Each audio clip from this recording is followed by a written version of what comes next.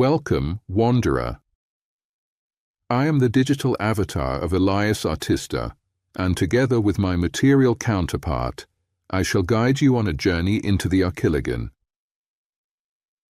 Before philosophy became history, and 6 centuries before Diogenes Laertius gathered names and anecdotes, Philolaus of Croton, first among the Pythagoreans, entrusted to writing a treatise on nature, whose opening lines read approximately as follows.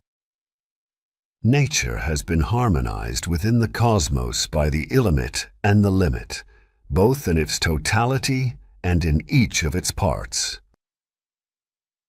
Diogenes Laertius does not possess Philolaus' book, lost for centuries, and therefore he draws on Demetrius of Magnesia, author of On Homonyms, a collection of biographical notices on various historical figures. When citing Demetrius, it is impossible to tell whether Diogenes reproduces him verbatim or interprets him, filling any lacunae in meaning. Assuming, with a degree of optimism, that the quotation corresponds to the original passage, let us try, so far as possible, to penetrate the sense of what Philolaus intended to entrust to posterity. As a message traverses places, epochs, languages, cultures and diverse states of mind, it never arrives intact. It passes through filters, above all, our own understanding, and it is not uncommon that, along the chain of transmission, an interpreter may, in good faith, distort or corrupt the original intention, much like in the childhood game of Chinese whispers. Only the sender would be entitled to confirm or deny our translation. Once he has vanished, every attempt inevitably tells us more about the interpreter than about the interpreted, and there is no escape from this fact. What imposes itself upon history, by necessity, is the version judged most credible by a circle of learned scholars. New versions may replace the old, for historiography is a succession of interpretative paradigms, ever open to redefinition. Our former self, 30 years ago and mindful of the hermeneutic circle, would have declared with some confidence that a proper understanding of the passage depends on the author's overall thought, on the context from which it was taken, on the historical moment in which it was written, on the culture of the translator, and on that of the reader. The answer is correct, yet not exhaustive. To transpose a concept into another age, another culture, and another language, assuming, of course, that the new system of signs possesses terms adequate to clothe it, the translator must not only be acquainted with the conditions in which the text came to life, but must also have truly grasped what the philosopher had taken a lifetime to elaborate. This is by no means guaranteed, especially when that philosopher's vision is designed to provoke in his interlocutors a shift of paradigm, as in the case of Pythagoras. With what instruments, then, can we hope to interpret and translate Philolaus' passage correctly? The philosopher Quine denies that there can be a one-to-one translation between different languages, for meaning is intrinsically bound to the web of connections within a given language. This undermines the very idea of a perfect correspondence of meanings. If such a limit applies to cultures, it applies all the more forcefully to individuals.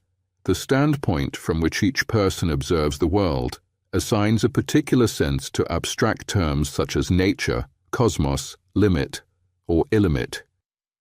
It is hard to find two people who associate precisely the same concept with the same word, for within the global web of connections that structure the space of our consciousness, meaning depends on the interlacing of relations of which each concept forms a part. And this interlacing is the unique product of contingent factors, the experiences one has lived, and the paths of one's education. In the case of Philolaus, Karl Huffman translates the term with the generic world order.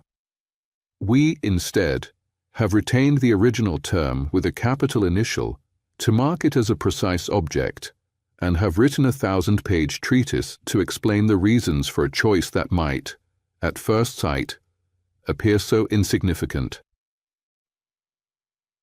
Translation is an extremely delicate process, for it requires a consonance between the mental structure of the author and that of the translator.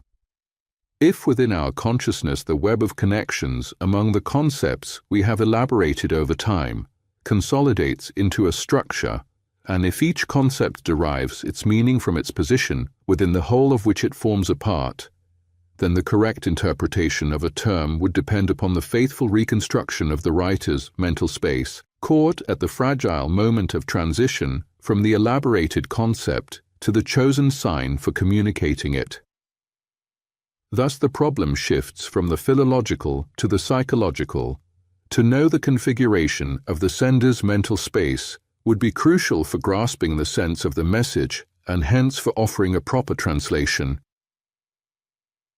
In the case of a prolific author, such a reconstruction is possible through the analysis of cross-references and textual recurrences. But when it comes to fragments, filtered through minds distant in time and space, it becomes a gamble. The preliminary question to be put to the translator is therefore this: at the moment of the transposition from concept to sign, what was the structure of Philolaus' mental space? Are we able to reconstruct the form and the extent of his network of connections? Are we able to grasp the formal relation that existed within Philolaus' conceptual space between the concept of the limit and that of the illimit? Are we, in short, capable of reconstructing his logic? Philolaus, the first among the Pythagoreans, belongs to a current of thought that today enjoys little reputation. Modernity recalls with a smile many ideas that once bore the seal of science. Such is the case of the Pythagorean Eurytus, said to have interpreted reality by arranging pebbles into figures. We do not know whether poor Eurytus would be proud to have gone down in history with this reputation, or whether he would sue the moderns. Unfortunately, tradition has left us only the verdict, not the records of the trial. Yet if some theories have little chance of escaping the condemnation of posterity, others should not be dismissed without first attempting to bypass the filters through which they have reached us in the form we know. In cases of doubt, Benjamin Farrington inclines towards acquittal, urging us to immerse ourselves in the historical circumstances in which certain ideas first took shape. History is a fundamental discipline, for there is no human knowledge that may not lose its scientific character once men forget the conditions in which it arose, the questions it answered, and the function for which it was created. Much of the mysticism and superstition of learned men consists of knowledge cut loose from its historical moorings. An extraordinary reflection. Yet in certain cases, not even history can come to our aid, for some messages were but poorly understood even at the time of their first dissemination, and the misunderstood message from the very beginning has given rise, upon that primordial error, to interpretative traditions that for centuries have run into dead ends. Nor does our being modern confer any advantage, for there is no universal procedure of understanding. The matter here is not quantitative or social, not merely knowing more, or relying on the vast progress of disciplines, or on more ingenious methods. What is at stake is rather the nature of the interpreter. For a certain kind of knowledge can be assimilated only after one has undergone a restructuring of that mental space to which we alluded a moment ago. For what enables us to understand is precisely the way in which concepts interrelate within the space of our consciousness. To receive new ideas, in their number and in their form, that space must be restructured as one would a dwelling, tearing down old walls in order to erect new ones. What is required, in short, is an individual logical transformation which may occur, for example, when an aspirant devotes to the one he chooses as guide all his time and all his efforts, whereas a superficial study would prove no more than an accumulation of notions. The difference is profound. An instructor transfers notions from his own mental structure to that of the pupil, which he presumes receptive and ready to absorb. A master, by contrast, bends and reshapes the pupil's logical architecture so that it may receive and house what, the moment earlier, it would have rejected. The master, in essence, before imparting ideas that he knows to be out of the ordinary, ensures that the aspirant's logical architecture has been shaped in an appropriate manner. With your active collaboration, over the course of our journey we shall show how this can be achieved. To encounter for the first time a passage such as that of Philolaus is like stepping into an alien place. The sense of disorientation reminds us that the meaning of a sentence does not lie merely in the formal correctness of the proposition, or in the attribution of a seemingly evident and shared significance, or even in the knowledge of its context. This is not enough, for what produces understanding depends on the breadth and the shape of the mental space of the sender, and on the breadth and the shape of the one who receives it. For example, in the dialogue between a scientist and a philosopher, it is not uncommon for the scientist to regard the philosopher's discourse as lofty flights of fancy or incoherent stammering. Such, for instance, is the position of Rudolf Carnap when he declares, "A thing posited as a principle beyond the bounds of experience could neither be spoken of, nor thought, nor investigated." Between the philosopher and the scientist, one entertains a more elastic and expansive notion of reality, the other a more rigid and confined one.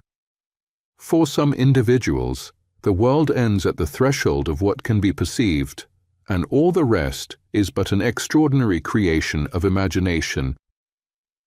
Such is the reputation enjoyed by the discipline known as metaphysics, which part of modern culture regards with the same detachment with which one admires a splendid archaeological artifact that has forever lost its function of use. Where there is no consonance of forms between two mental universes, mutual understanding proves difficult, even when the words employed are in common usage. The term logic, for instance, may evoke quite different responses in the scientist and in the philosopher. Plato never wearies of reminding us how inadequate discursive language may be. For these and other reasons, which this account is about to explore, in order to orient ourselves within our own mental universe and within that of our interlocutors, what we need is not a grammar or a vocabulary, but a true map. To the principle,